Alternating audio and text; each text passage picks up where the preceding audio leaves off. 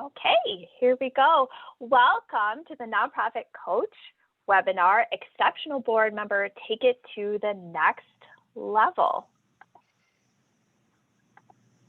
So I am of the Nonprofit Coach. I'm the CEO and lead coach. Our mission is to create a fairer, more equitable, and inclusive world filled with empathy and beauty. And our team, we do this by supporting our nonprofit clients. We do strategic planning, we do fundraising, training, and support, and we do other hands-on fundraising like capital campaigns. This is actually part of a bi-monthly webinar series that we do. These are free webinars that I started in the pandemic when I realized that I had information, because this would be my third recession that I had fundraised through, that other people and organizations did not have. And I was deeply concerned that we were about to lose a lot of great nonprofits if they didn't have that information. So I started to put information out a lot quickly and for free. And it really grew into a series that I realized was benefiting people. I have guest speakers that come in sometimes and talk about their expertise. And I realized that people began to know me and my company. And so I've decided over a year later to keep this going. I will tell you that we're either doing general topics and overview, or we're diving really specifically into tiny things. And it's not meant to replace any kind of paid training and support that you do with me or anyone else. I noticed sometimes people thought that our guest speakers didn't know as much because they were giving an overview instead of realizing that it's not everything that we can tell you in one topic. Hi, Fred. Okay, so the first thing I am going to do as you are here is I want to do a poll so I get a little bit more related to who is here. And so I'm going to launch this right now. And if you can answer, what is your nonprofit role? Are you a board member, a staff member of a nonprofit? Are you a volunteer? Are you considering joining a board or some other type of role? The last time I did one of these, one of the attendees actually realized that she was about to accept a board position that she was not excited about, and she decided to decline it. And I think that is great, because as you'll see, that I believe that being part of a nonprofit board is an important thing that we should take seriously and be ready to commit to fully. So almost everyone has answered the poll, so I'm going to give you just like 10 more seconds.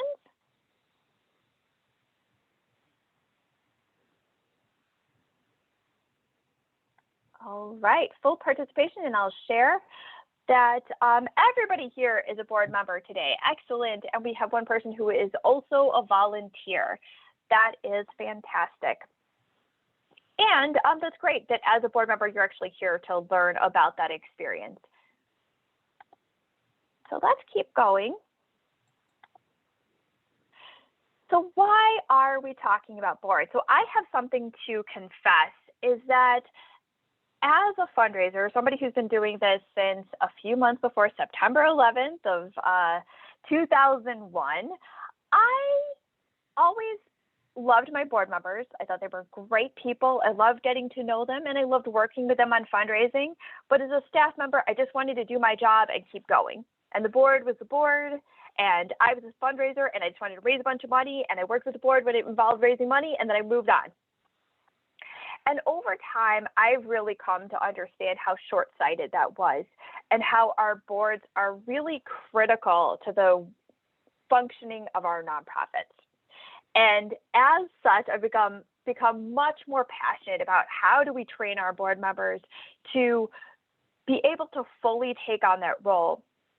And we'll talk a little bit more about why we're not always ready to be the best board member that we can be. And it's not anybody's fault, but what we can do about that, and how, if we're a board member, how do we get everything we need to live into that role fully? Okay, so we're going to talk about our board member dilemma. So here we have our lovely Stanley. So let's find out a little bit more about Stanley. So Stanley is in his 50s. He's been in business for 30 years. He's risen to be a high-level manager at his company. He is smart, he is knowledgeable, and he is committed. So he's not just hanging out there, wanting to take up a spot on your board. However, he's never been a board member, he's never worked in a nonprofit, and he's never asked his friends or his family for money. So there isn't a right answer to this, but I'm going to ask you now if he has what it takes to succeed as a board member. And I'll ask that you unmute and, or if you're feeling a little shyer, put it in the chat what you think is if he has what it takes to succeed.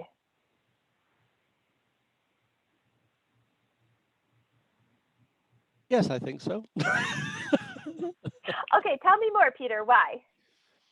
Well, I think being on the board is not all about fundraising. I think there are other aspects maybe of being a board member that he could contribute to. Yeah, tell me more. In what way could he contribute as a board member? Well, I mean, I'm just thinking of the board that we have at the moment. We have a lawyer on the board, so advice about law and legal issues. He has obviously is a manager position, so he knows how to manage certain things and certain functions. So he has that background that he can tap into as a board member. About him not working at a non-profit, I think that's not an issue. I think that's something that he can probably learn about as he goes along. Writing, sort of bylaws and things like that. He could be part of that. There are a lot of issues around running a board that have to be tapped into, not just fundraising, although that is a biggie for our board. So what I'm hearing from you is it sounds like you think Stanley here has critical skills that he could be sharing with the nonprofit that he would join. Okay, yes. Great. So what I like about what I'm hearing there, Peter, is you're not looking at Stanley as checking a bunch of boxes.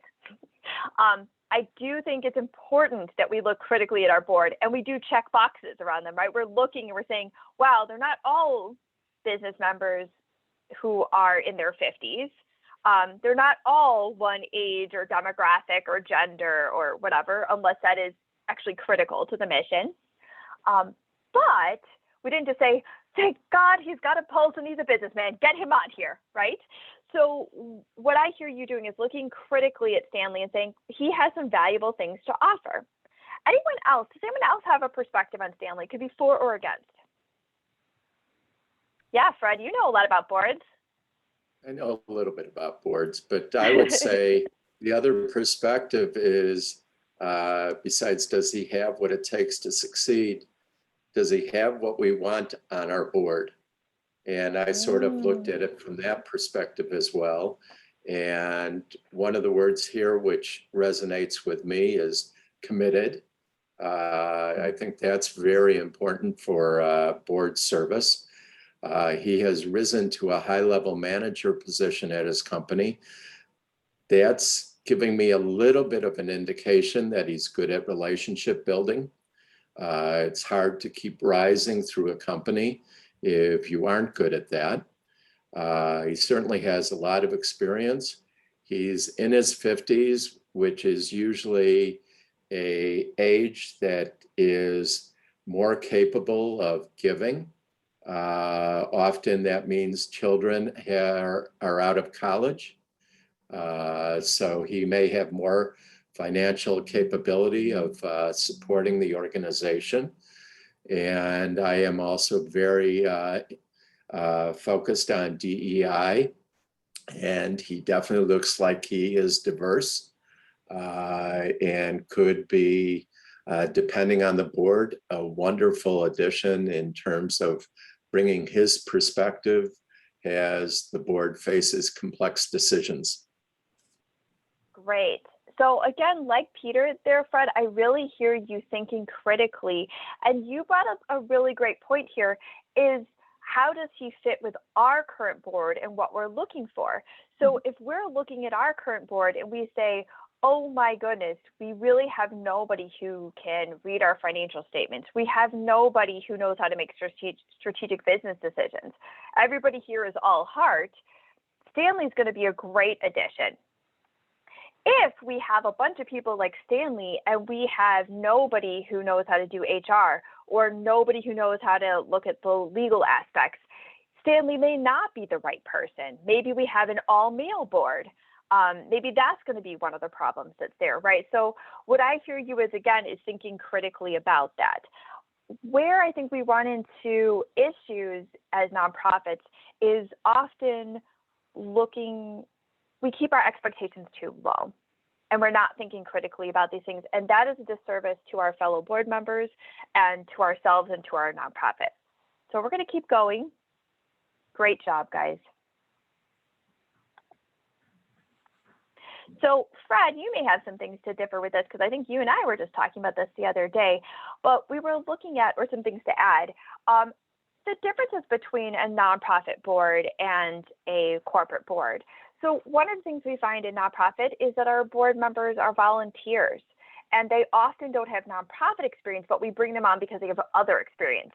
So we believe they have relevant experience, and there may be a little bit of a gap between what they need to know about that particular industry or nonprofits themselves and what they currently know. Another thing that happens in nonprofit is that often the people paying for the service and the people using the service are different audiences. So nonprofits have two audiences, where oftentimes in a business, the people paying for the service or the good and the person who is receiving it are the same person. So there's one main audience. Many nonprofits are underfunded, and that causes staff to do more with less, which puts more pressure on boards. And there's often little business development that happens in a nonprofit, and people are often afraid to think strategically about investing in their nonprofit and putting in some kind of financial, like for instance, paying for a consultant or paying for a plan or putting on a staff person that won't pay for themselves for a couple of years. There's often a lot of fear around those decisions. I will tell you, having switched from the nonprofit side to the business side, I often have to think critically about how I am growing my business. And there have been times I've looked and I've said, I am losing money by not paying for somebody to handle this aspect of my business. But as nonprofits, we often don't do that. The first thing we tend to do is say, well, how do we work longer? How do we do it with more hours? How do we do it on Saturday? How do we get a volunteer to do this? And so some of that critical and strategic business thinking, as a culture, we tend to lose on the nonprofit side. For the corporate side, board of directors are often paid, and they often have relevant experience. I've talked about the end users and the payers. There usually is better funding, and so there's usually more appropriate staffing for what needs to be done. And there are often business development activities. So can anyone think about how these two different models might affect the way people approach their nonprofit board experience? I just want to say first that I like the way that you phrased bullet point 1 on the nonprofit model, but vis-a-vis the corporate model, where you say board of directors are paid, I typically, instead of saying board of directors on the nonprofit or volunteers, I typically say board of directors paid to be on the board. Yeah, so great point. One you're paid and the other one you pay to be on. That's right. That's right. And it's a really helpful way to think about it, because then you're thinking right from the beginning that your nonprofit board member, that they're contributing to the mission financially as well as with their expertise. Right. Can anyone else see some issues here between having these two different models? What might happen on the nonprofit side?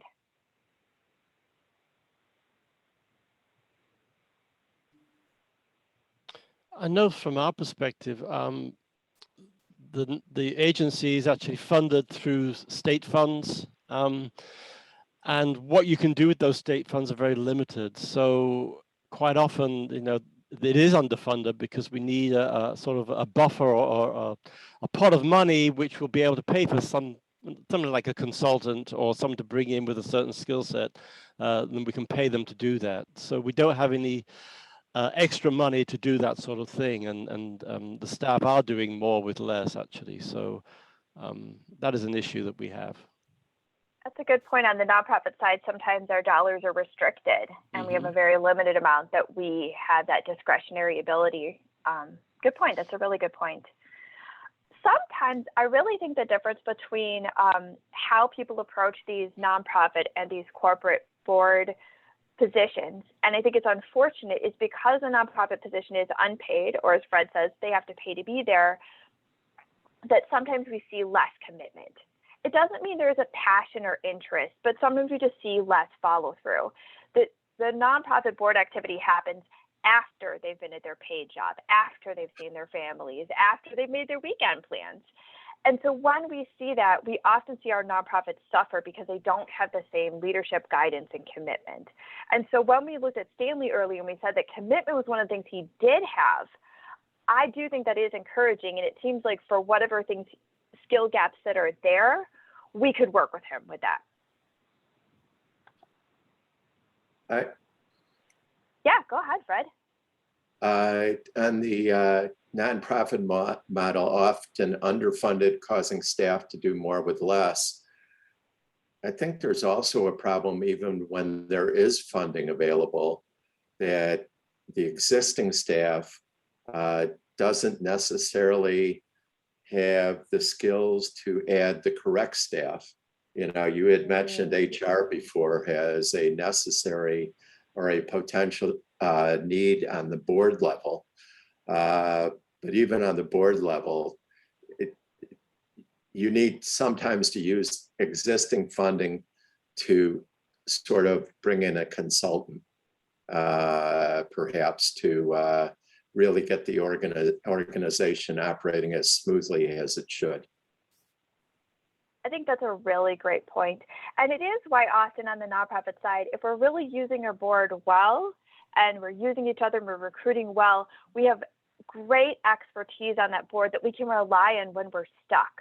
I think our board has the opportunity to look above at the organization and to look down and see what's happening and say, looks like we keep having a problem here. We're having a lot of turnover here, or we don't have a great manual, whatever those issues are. And I think on the staff side, people are too close to the work to really see it. Or to your point, Fred, they haven't been trained or they don't have the skills to see it.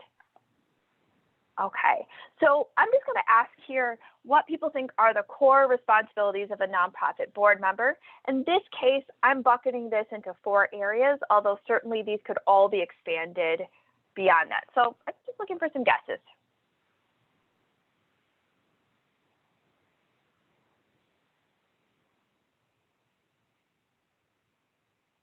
Fundraising? Fundraising would definitely be one, right? That consumes a lot of board conversations, right? Yeah. Even when fundraising isn't actually happening, right? People, that's what they spend a lot of time talking about. We still talk about right? it, never do anything about it. We need some fundraising. We'll come back next month to talk about how we need fundraising. Right. Nothing happens. Nothing happens, right? Okay, anything else? Yes, fundraising, absolutely, Peter. Passion for the organization. Passion, yes. And I'm going to switch over to the next area so we can see it all laid out. Okay, so one of the first things, and I think sometimes this is just assumed, right, which is why people don't tend to guess it, but governance and compliance. And in that, we're really looking at, are we doing what we're supposed to from a nonprofit perspective, and also legally by the state and the government, the federal government. When you said passion, Fred, I really translated that to mission and vision. Our board members have this higher level perspective. So when we come on to a board, we're often signing on to an existing mission, but mission infuses everything that happens in a nonprofit, right? So if somebody has a new program idea, we need to look at it against the mission. If a program isn't doing well, we're looking at it against the mission, right? When it's time to evaluate, all of those things are all part of that mission and vision. And usually every few years, we need to take another look at our mission. Has it changed? Have we crept away from it? Have we lost focus? What's going on there? We talked about HR. HR is one of those things I think that happens in a nonprofit where if everything's going okay, nobody even notices that that's a function. And when it's not, it consumes all of your waking hours. Similarly to the way that, as we said, fundraising or finance is another part of it. And the reason this is listed here as finance and not just fundraising is because it's not simply just did I bring in those resources, which is the ensure adequate resources, but am I providing adequate financial oversight? Am I making sure that fraud is not occurring at my nonprofit? Am I making sure that we have the right mix of revenue, from earned revenue, from we've got maybe some bonds, maybe we've got grants, we have the right mix of fundraising, whether I'm personally doing anything around that or not. Of course, we want to be doing that. That's part of ensuring those adequate resources. But there's a little bit more to it than that, right? And again, where does all the conversation go? It goes right down to that fundraising over and over and over again. But that's just one part of here. So sometimes we're having a lot of conversation around fundraising when really the problem is we don't have the staffing, right? Maybe it's really an HR problem, or maybe our mission no longer makes sense or it doesn't resonate with people, or maybe we are not adequately communicating that mission in a way that gets people to come and fund that.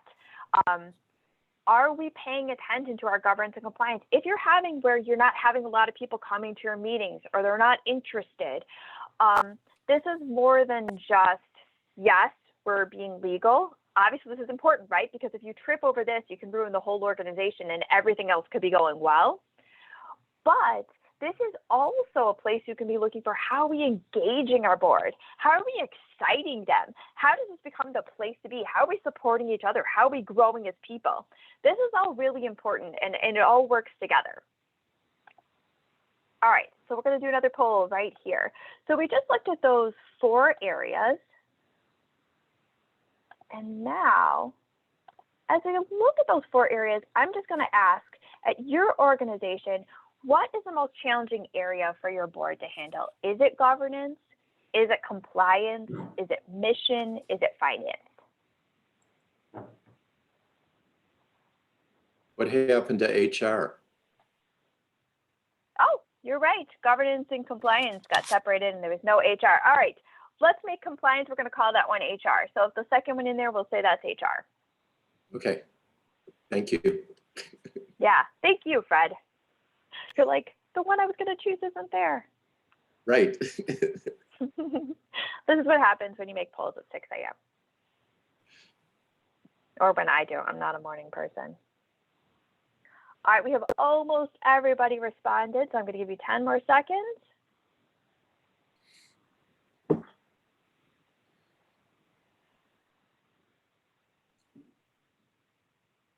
Okay, I'm going to end the poll and I'm going to share here. So it looks like, and this, I've always found this to be the case, is that finance tends to be that main issue that people are most concerned with. And then we find that there are these other issues. And I've never done this where I haven't seen somebody choose at least one of these other issues, right? And so these are things that can get in the way of our funding. And if we're having a governance issue, for instance, if we're having legal issues, or we're not in full compliance, we can really, really, really have a problem. So one thing I would just say to anybody who might feel that governance is an issue, to get that handled right away. I had a conversation with a nonprofit recently where they were like, we have so much to do and we're saving children on a daily basis. I mean, they really were in emergency work. And just realizing that they had to be handling this, and I was able to help them see that if they didn't handle this, they wouldn't be able to help more children. And so it can be hard to prioritize when we are in these urgent situations, but it is important. All right, so we are going to stop our share there, and we're going to keep going. So as a board member, what do we need to ask of our organization to be successful? And again, I'm just going to open up for people to shout out a couple of things that they think they need from their organization to be successful as a board member.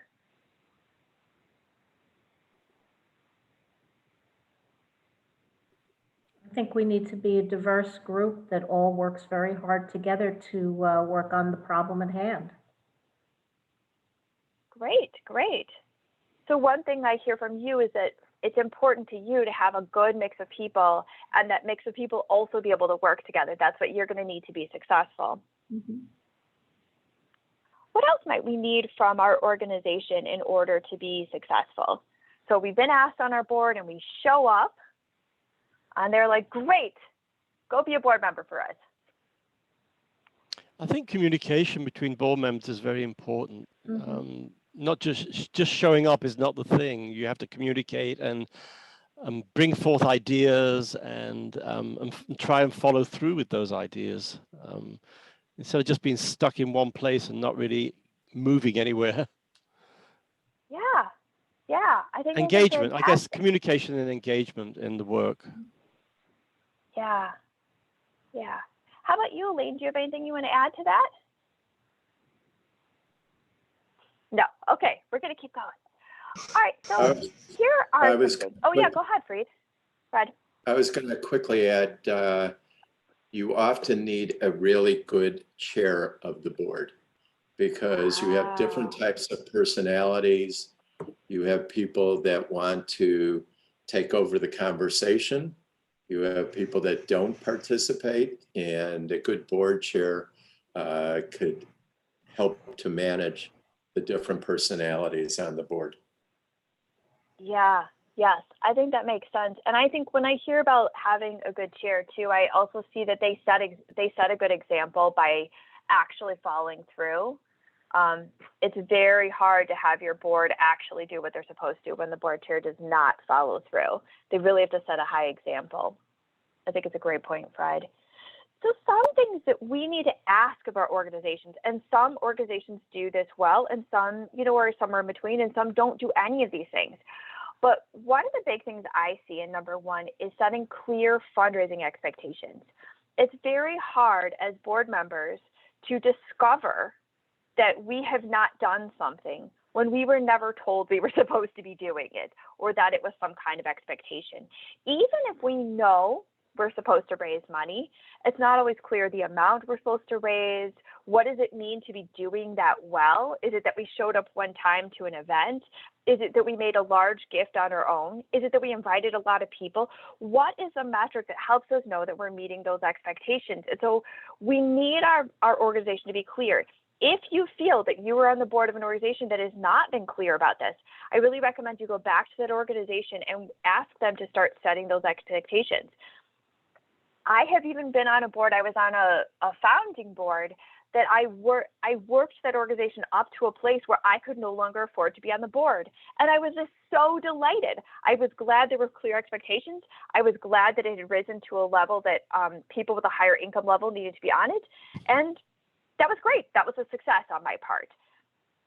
Having a board orientation, this is all part of that communicating those expectations, and they're not just about fundraising, right? It's about who do you talk to when you have a problem about the program or you have an idea?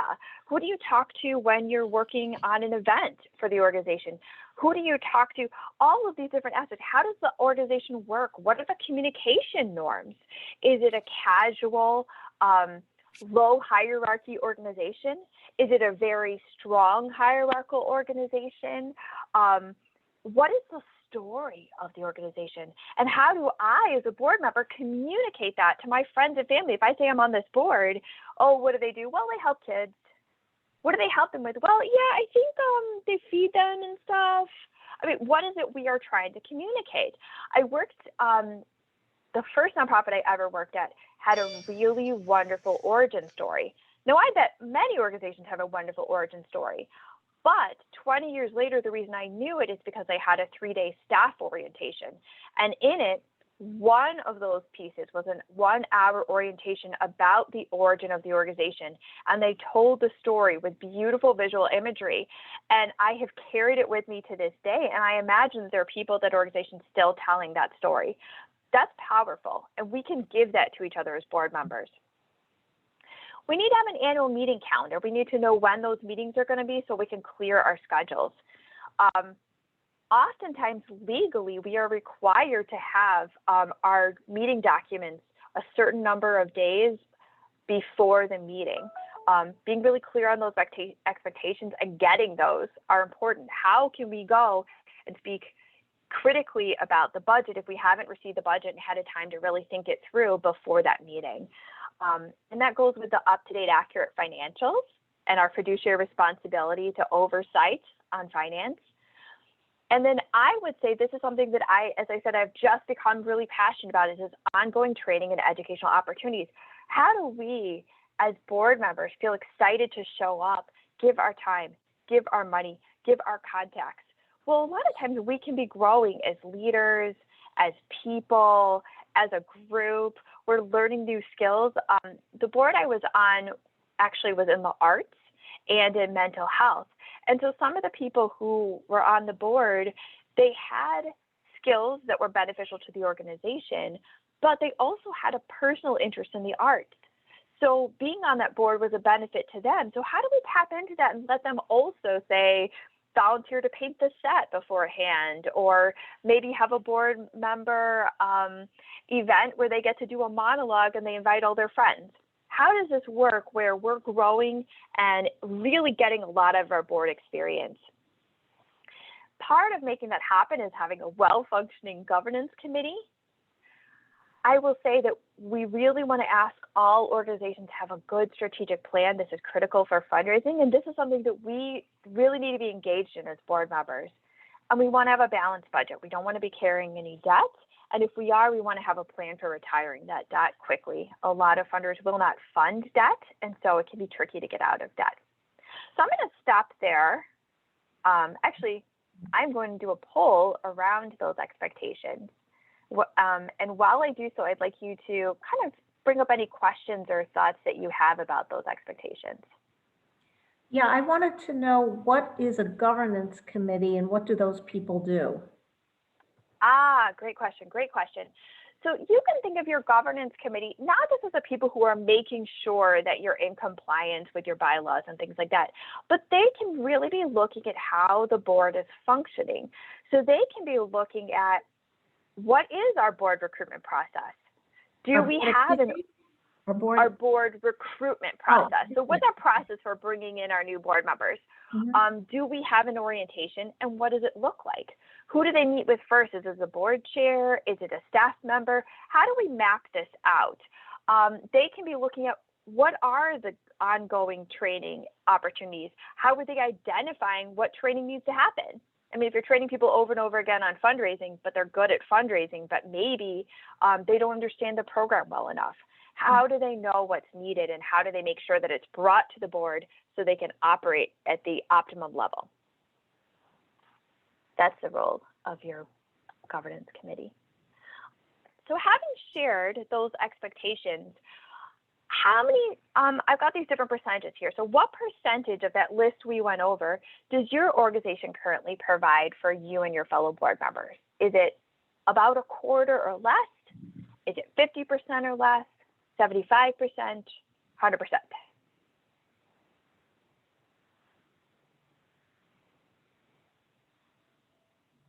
Great, we got 3 out of 5, 4 out of 5.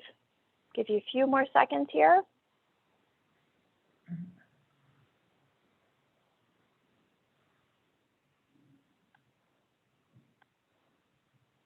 All right, I'm going to share our results here. So it seems like the majority are at that 50% or less level. We've got one person at 100%. That's fantastic.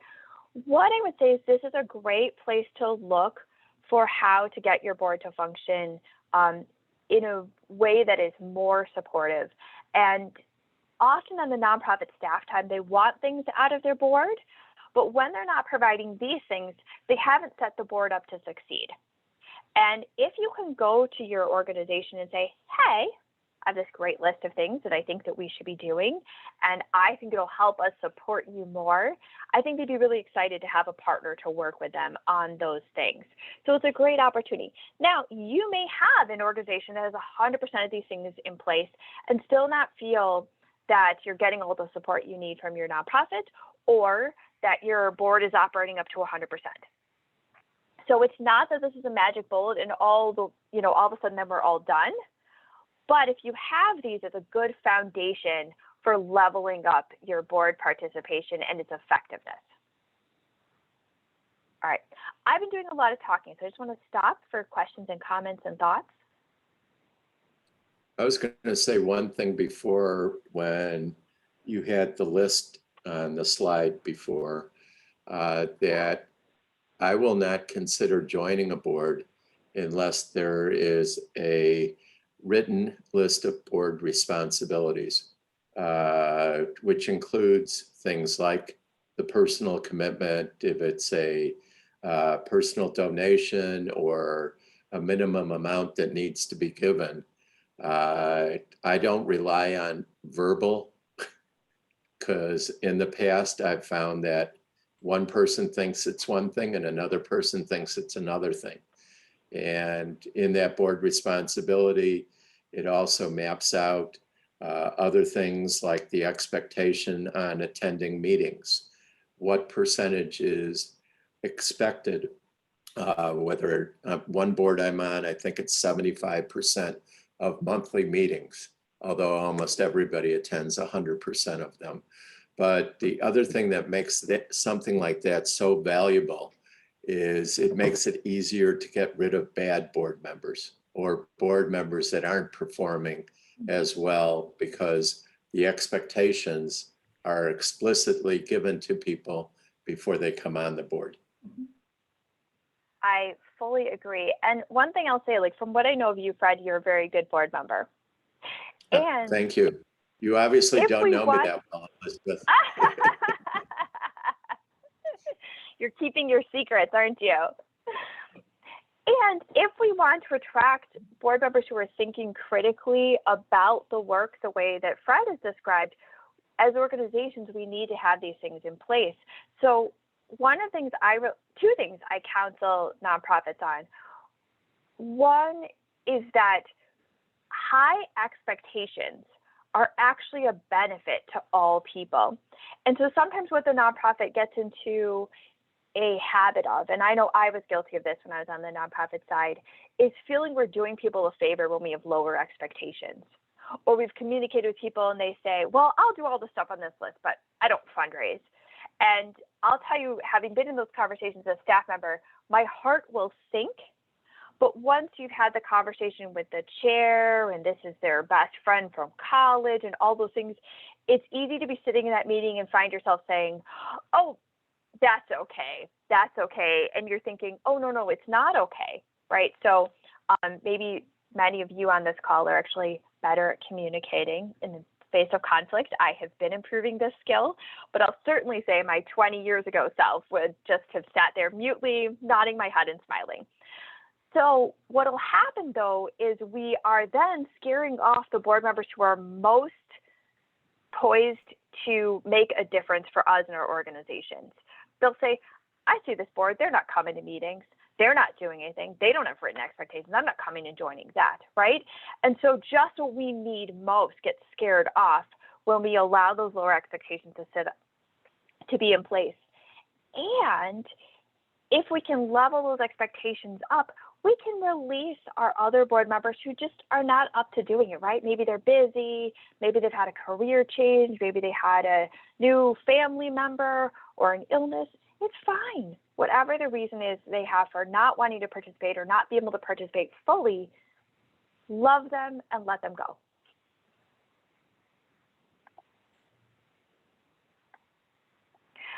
So this is kind of a trick question, because if they're unspoken expectations and you're on the board, you may not know what their unspoken expectations are.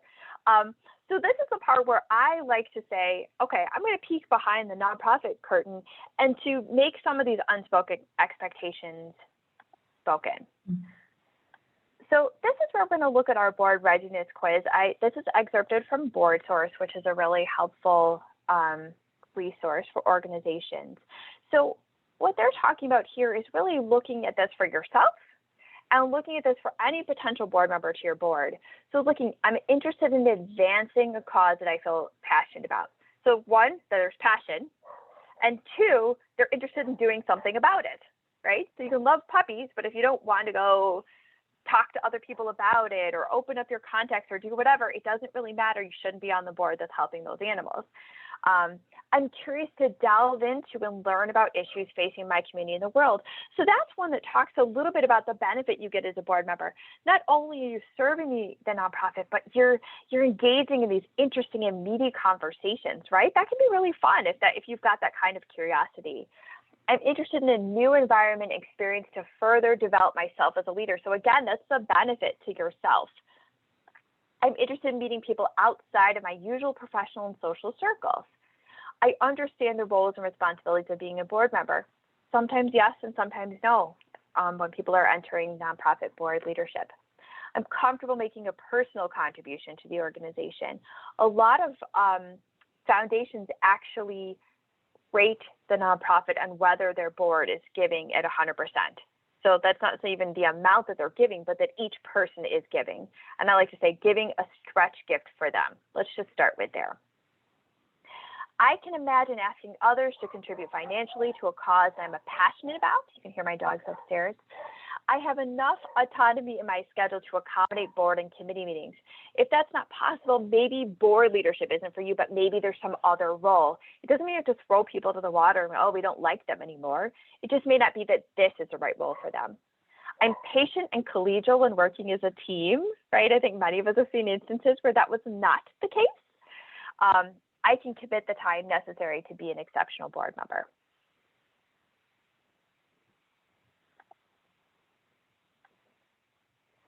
So what is our nonprofit expecting of us?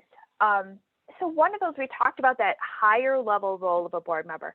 We're looking as board members to be asked high level strategic questions. We don't want to be down in the weeds. We don't want to tell Nancy that she needs to be sending 4 emails to this person on this particular date about this particular thing. Or we don't want to say, well, you need to be coming and do this. I'm going to sit next to you while we write this letter. We don't want to be into that level, right? We want to stay up here and look at how are the programs doing? What is our turnover rate?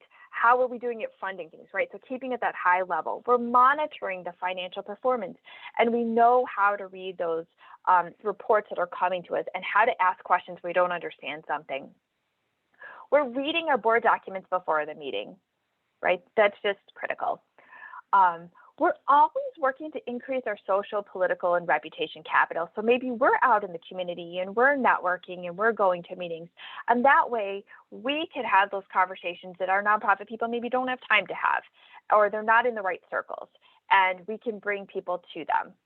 We're not at that day-to-day levels we talked about. And then what does it mean to accept fundraising responsibility? It means to introduce your contacts to your staff members. It means asking people for gifts. It means sometimes attending donor visits if it's your contact, or coming as an advocate when it's the nonprofit's contact. Writing letters to our friends, buying event tables. There's a typo there, bringing event sponsors, all of those. Does anyone have a question about that before we move on?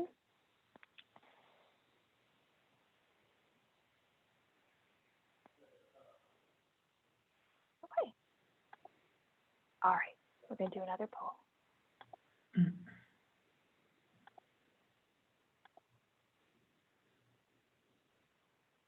So my question to you is, when you joined your board, did your organization clearly spell out all their expectations when you first joined? Like, yes, definitely, I've known exactly. No, they did not. Maybe, kind of, a little bit, sort of. All right, so we've got 5 out of 5 here. I'm going to end the poll and I'm going to share results. I'm really glad nobody said sort of, because I think sort of is the same as no. Because I think if they clearly spelled it out, it wouldn't be sort of, right? And I see a mix of yes and no, actually more on the no than the yes. So this is something where we can go back to our nonprofits and we can help them with this. We can talk to them and say, I attended this. I think there's some expectations here that we're not communicating. How can I help in creating an orientation for the other board members? How can I be a mentor to the next board member? Can I look over what kind of documents that you have for new board members, or can I help you create one? Those are all ways that we can be helping our organization to really communicate those expectations. They may not have done it well for us, but we're all growing and changing, right? So we can help them for the next person.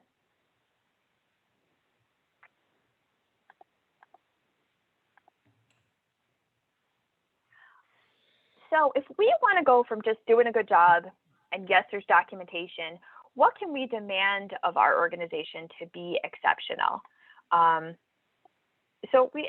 We've been talking about this, right? Explicit board documents. And Fred was talking about this, right? Their job descriptions, fundraising requirements, An organizational chart. If you're at a larger organization, it may not always be clear who you talk to about which thing.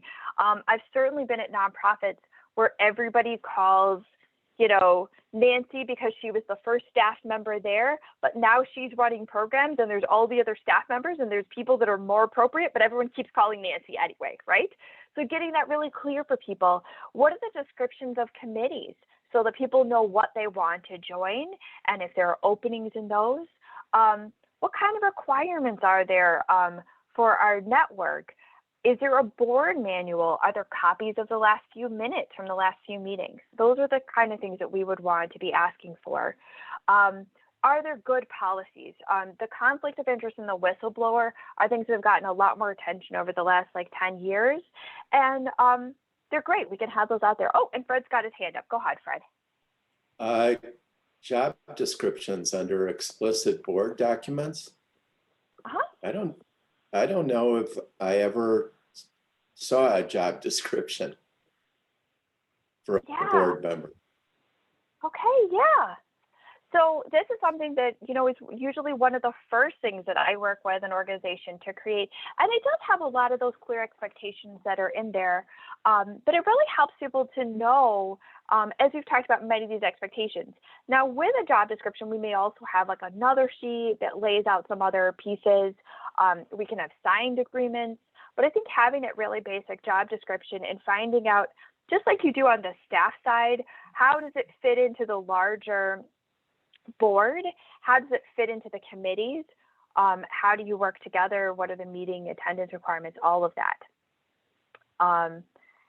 Having insurance to protect your board members is one of the things that I was really relieved to have had when I was on a board, and I had not been familiar with that at the time. And I was really happy that our executive director and founder had sought to get that in place for us. Having an independent audit of finances. Now, I know that if you're a really small nonprofit, that is not required of you yet, but I would say if it's not required, you want to make sure that you're getting as close to those requirements as possible and you're monitoring when you trigger that legal requirement. But definitely, either way, you want to make sure your finances are crystal clear. Jill, I think you and Peter actually were bringing up some of these things early on about the way we're communicating with each other. So open dialogue, trust, candor, and respect. These are how we move from just having documents, being a board, to leveling up to an exceptional board. And when there's a violation of this on our board, we want to be able to call this out to each other in a kind way, like, oh, I noticed that people were talking between meetings about this particular problem, and I think we should bring this up to the full board, right? That's one way that we can switch from people are feeling suspicious, there's a lack of trust that's happening, people are getting really upset. Let's bring it to the full board, let's have a discussion, or let's bring it to the executive committee and have a discussion. Trust has to be earned, so maybe there's something that's causing the lack of trust. Let's have a conversation about that. Intentional board design, that's something I think that goes under that governance committee, and I think it's frequently something that's neglected on any board and even in governance committees. And well-organized meetings. Anyone ever gone to a 1-hour meeting that lasted 3 hours? Yeah. How did you feel? Yeah. It's not that a 3-hour meeting can't happen or isn't good, but an unplanned 3-hour meeting feels disrespectful of people's time, right? So maybe that means more business needs to happen between committee meetings. Maybe that means that there's something that needs to go to the executive committee. Maybe there's a real issue that needs to be dealt with and all other areas of the agenda need to be pushed aside, but we need to be respectful. All right, yes, go ahead, Fred. What do you mean by intentional board design? Yes. So what I mean by intentional board design is looking critically at not just, okay, yeah, our bylaws say we have this many board members and these are our committees and now we're just going to do the business of our board, but that our governance committee particularly is having a look at, does this number of board members serve us? are these committees covering the work that needs to happen? Do we need to have a special initiative or a special committee, even for a short period of time, to handle an issue that's happening that then can be dissolved? Do we have the right people on each of these? Does each committee have the training that it needs? Maybe everybody's going really well, but the program committee doesn't know what they're doing, right? Do we have board mentorship set up inside the board so that when the board chair leaves, we've got another person to take the place? So all of those aspects together. All right. That was an excellent question for our questions section. Any other questions?